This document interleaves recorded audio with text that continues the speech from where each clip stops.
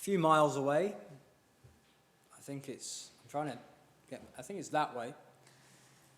Above Great Urswick, or Gertosick, as it's known to them as know, clearly visible from the road between Ulverston and Swarthmoor, is a hill called Skelmore Heads.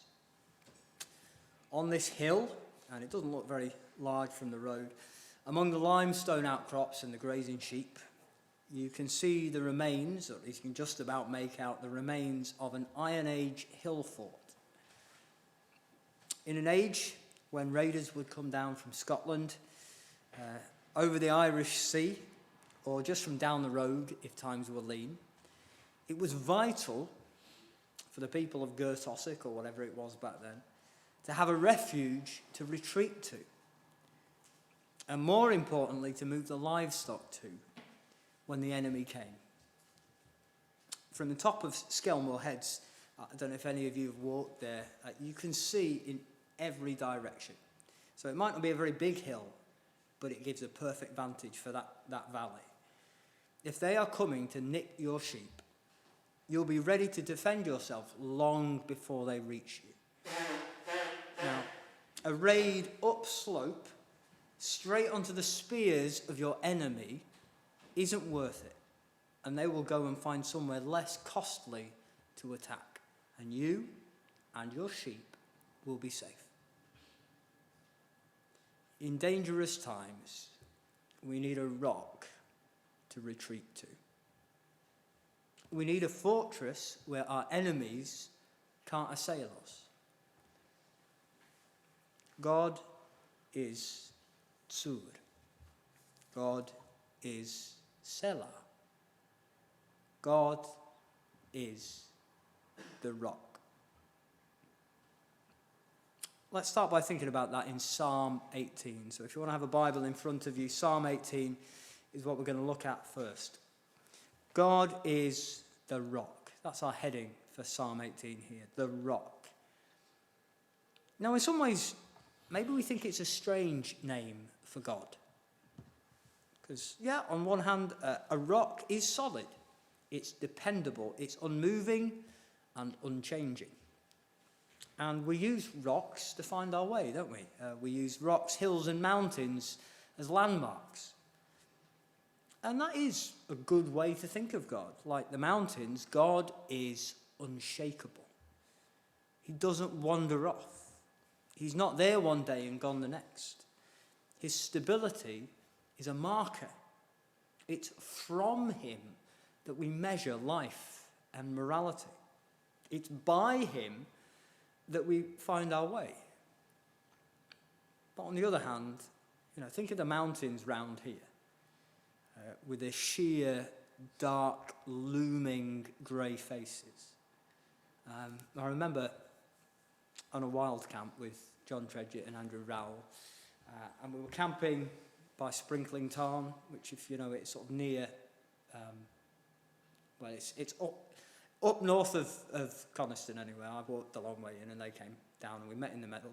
And you're looking up the side, I think you're looking onto the back of Great End, which is part of the Scarfell Pike Massif. So you're looking onto, and it is just sheer, terrifying, dark, grey stone. It looks cold, it looks hard. And so maybe we think that the rock seems like a hard way to talk about God. Does it describe a God who is solid but uncaring? Immovable but uninvolved? A distant and aloof God. Someone who'll land on you like a ton of bricks if you step out of line. This is a rock like that end of that face of Great End that you could dash yourself against. But isn't rock how we describe someone who's been a support to us through a difficult time? A person. What do we say? Oh, he's been a real rock. She's been a real rock. We mean someone who's been there. Someone who's stayed by our side. Someone who's nipped out for our groceries when we couldn't do it. Someone who's come along on the night where it was all just too much for us, and they've not said much, but they've been there and they've made us a cup of tea. Someone who's been a solid foundation, propping us up. Someone who hasn't let us down, maybe even when we were asking for it. And that is true of God to an infinite degree. It's what we see in Psalm 18, isn't it? Only you turn it up to 11.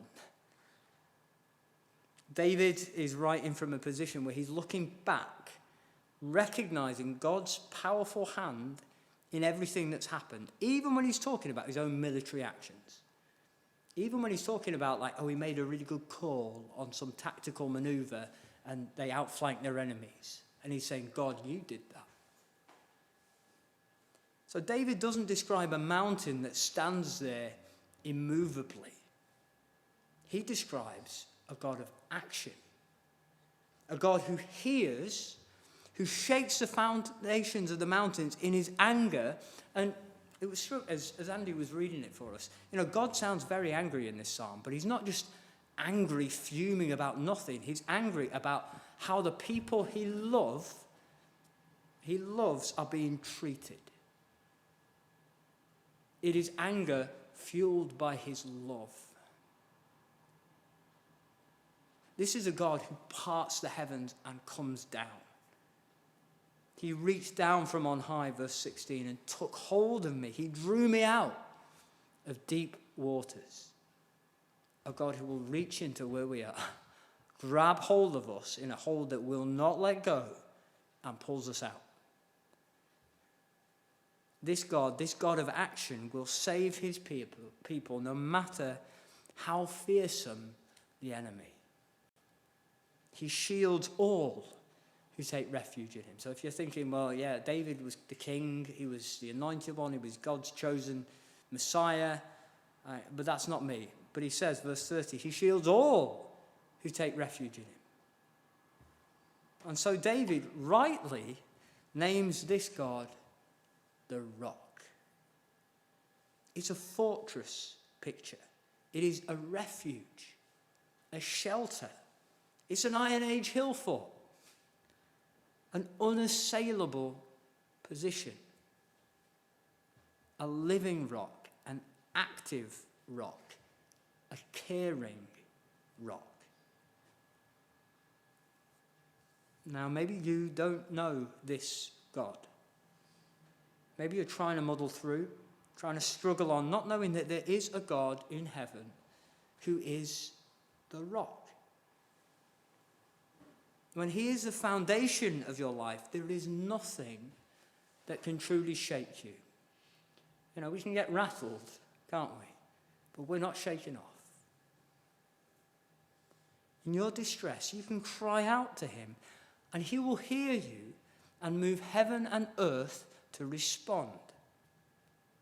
Verse 19 says, he rescued me because he delighted in me. That's what I said about it being fueled by God's love. Now, maybe you don't think that you're worthy or that God would delight in you because you're not that good a person. But you put these words of David into the mouth of Jesus. However unworthy, however sinful you might be, or you might fear you are, if you are a Christian, if you belong to God through his Son, then God delights in you. It doesn't matter what's gone before. What matters is that Jesus died for you. He loves you. The Father loves you with the same love that he has for his one and only Son, his anointed.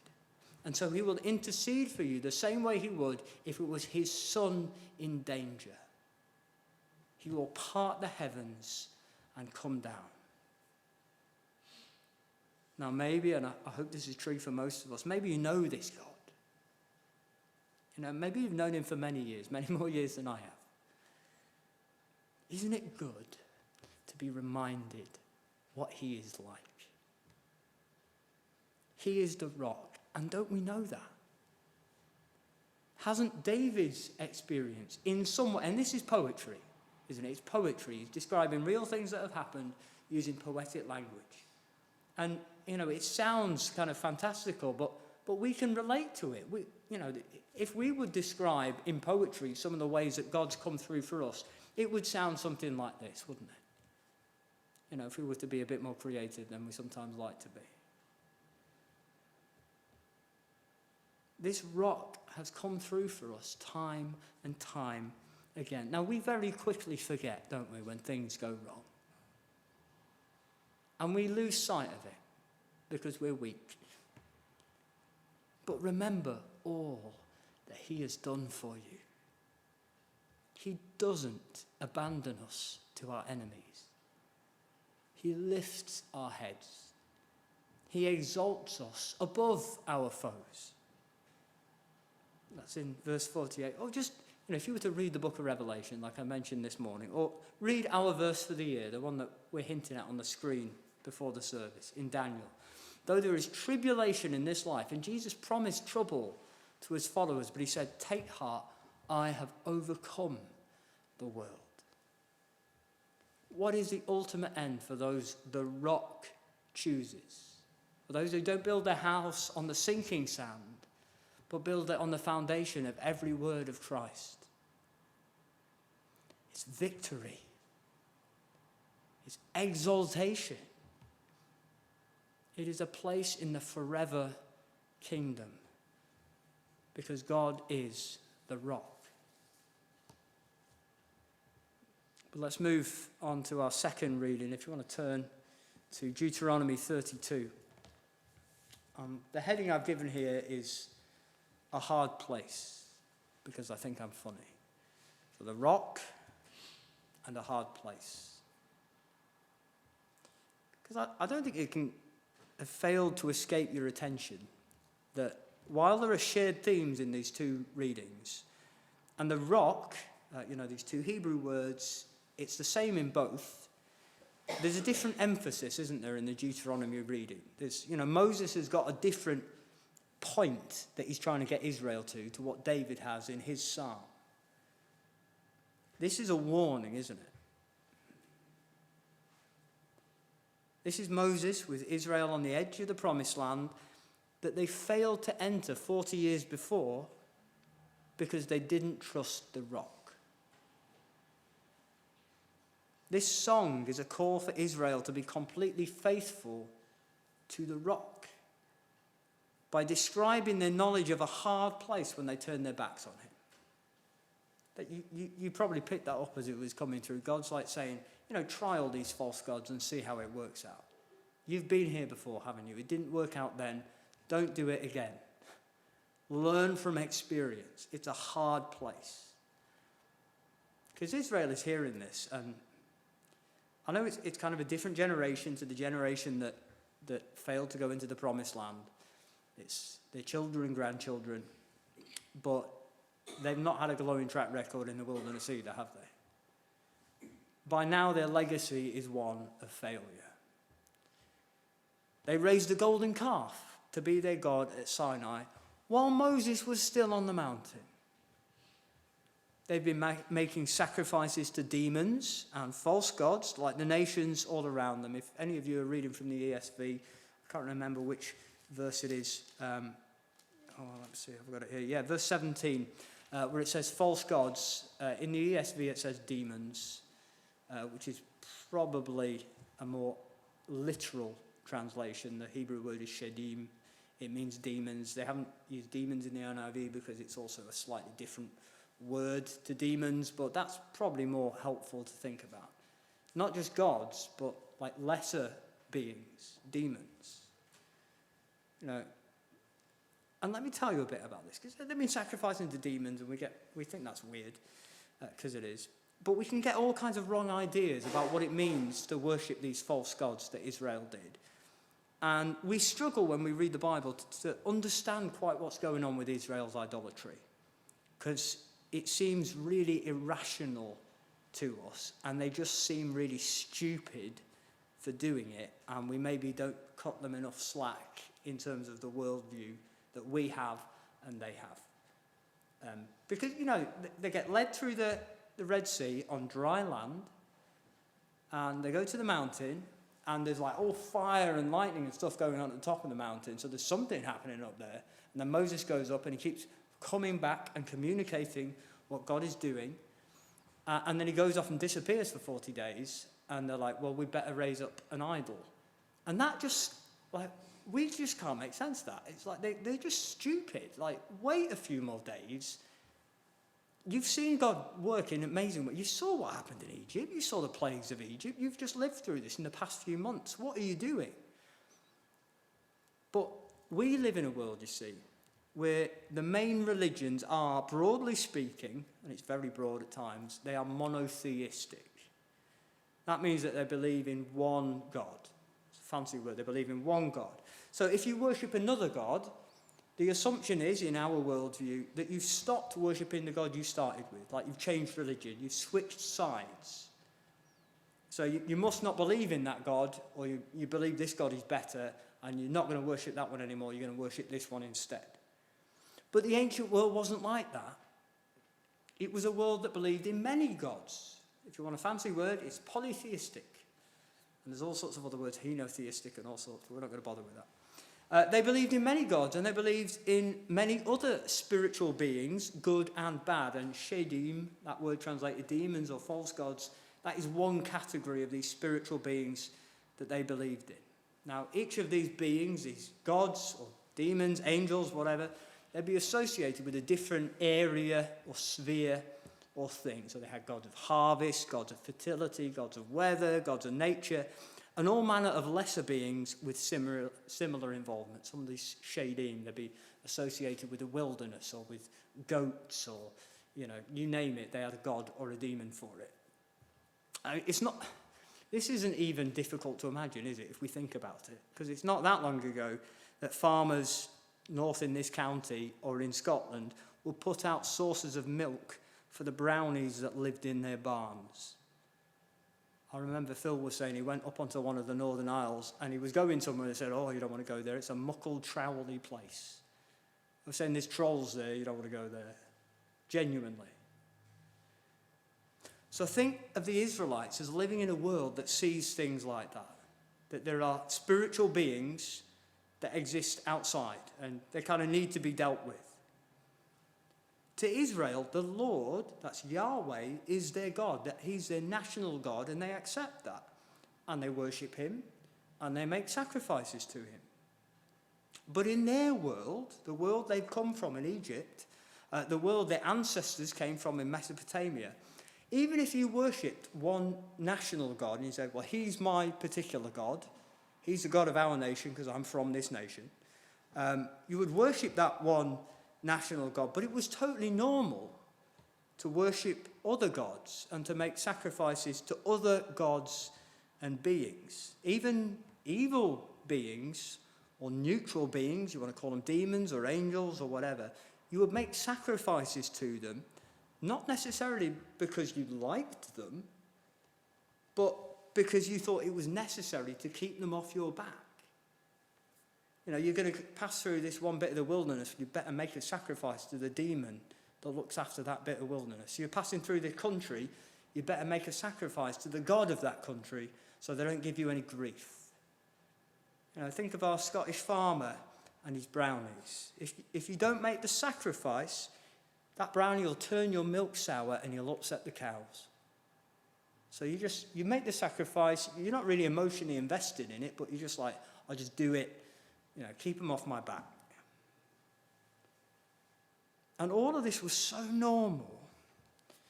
All of this that was so normal in the world the ancient Israelites lived in. All of this is what God, here through Moses, was trying to teach them to forget. It's what He works throughout the Old Testament to wean them off. He, and He alone, is the rock. You meddle with these other gods and demons and angels and all these other things, and you end up in a hard place. God demanded complete loyalty. But get this, because I know 32, Deuteronomy 32, it strikes us as we read it as a harsh psalm or a harsh song. God is demanding complete loyalty, but it's because he is offering complete protection. He is a one-stop shop. You don't need to pray to the gods of the harvest. You don't need to pray to the God of rain. You don't need to make sacrifice to the goat demons. You don't need to make sacrifices to the gods of plague or the demon of drought. You just need to trust in the rock. That's it. It was like any other religion that these people had ever heard of or ever known. By going to all these other lesser rocks and expecting protection, and that's what it means when it says, our rock is not like their rock, or their rock is not like our rock, as even they admit. Because no one really believed that the God they worshipped was all powerful. It was like, he's powerful and he's maybe better than your God, but he's not all powerful. That's what it says. Israel knew their God was all powerful. He wasn't like any of the other gods. He's not comparable with any of these other beings. If they went to them, the Israelites were showing they didn't really trust in God, who had promised to be everything for them. And they set themselves up for disappointment when these lesser beings couldn't follow through. They were false.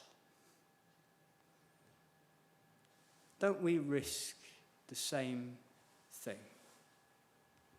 Now, we're not likely to be setting up little altars in our houses, most of us, burning incense to gods and demons, and most of us have stopped putting out saucers of milk for the fairies that live in our sheds. But aren't there 1,000,001 things offering us protection in this world? Offering us happiness and prosperity. And we probably think if we keep coming to church and praying to the God of the Bible, we're fine. We're not going to get into trouble. We're not getting to a hard place. But what else demands our loyalty and our trust? Buy this. Take that. Do this. Like that. Give us this. Invest in that. What are the rocks that we are inclined to put our trust in? Or just try and keep off our backs. Because remember, you don't need to like a rock to go to it for protection. Will we, like the Israelites, find a hard place if we ignore the rock? As we finish, I want us all to think carefully about where we go to for help when things start to fall apart. What are the rocks that we run to for shelter? What is our first go-to in trouble? Now, I'm not saying that it's wrong to seek help where help is available. In this church, we are strong believers in the principle of pray and keep your powder dry. All right, pray and carry a big stick. I like that one. It is not wrong to seek help where it's available because God uses means. So if you're ill, go to the doctor. You know, you need someone to help you lift a cupboard, get some big fella to do it. But where do you go for help first? Do you go to your friends, your doctors? Try and do it yourself? Do you turn to money? Do you turn to food, sex, politics? I mean, we're seeing thousands, millions of people who think that politicians are going to save them. What is it that promises to make things better, that promises to make things easier? What is the hill fort that you retreat to first? Because that is the rock that you're going to. That's what you're really relying on to save you. If it's anything or anyone other than God, the rock, then you will end up in a hard place when it lets you down. And God, the God of the Bible, wants to spare you that disappointment. Don't rely on a broken walking stick when there's a rock to lean on. if you, in the stumbling, wobbling, faltering way that we often manage, if you flee to God the rock, he will never let you down. He will never let you be put to shame. He will part the heavens and come down. He did it at the cross at the cost of his own life. Do you have any doubt that he would do it again if he was willing to pay such a price for you?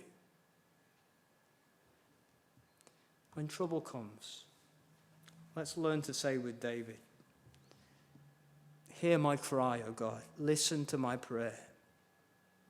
From the ends of the earth I call to you. I call as my heart grows faint. Lead me to the rock that is higher than I. For you have been my refuge, a strong tower against the foe. Let's sing our final hymn. O Lord,